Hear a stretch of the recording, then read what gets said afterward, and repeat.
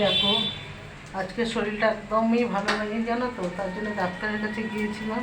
এই ডাক্তারের কাছ থেকে বাড়ি এলাম, এসে এই রান্নাটাও বসিয়েছি। যদি আমি রান্না না করি কে করবে বলো? ওর জন্য তো শরীর খারাপ হোক আর যাই হোক রান্না তো করতেই হবে, তাই না? এই দেখো কী রান্না করছি, আজকে বেশি কিছু করবো না রাত্রে। এই যে ট্যাংরা মাছ এনেছি জানো তো, এই যে দেখো এখানে রাত্রে সব মাছ পাওয়া যায়, তোমাদেরকে বলি। এই যে ট্যাংরা মাছ বেগুন দিয়ে টমেটো দিয়ে করছি।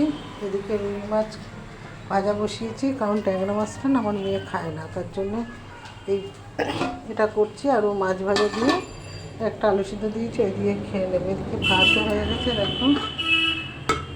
আবার দোকান থেকে আসার সময় একটা চালের বস্তাও নিয়ে এলাম জানো তো, দোকানে চালের বস্তা ফুরিয়ে গেছে, চাল ফুরিয়ে গেছে আর কি, তার জন্য আবার আসার সময় একটা চালের বস্তাটাও নিয়ে এলাম।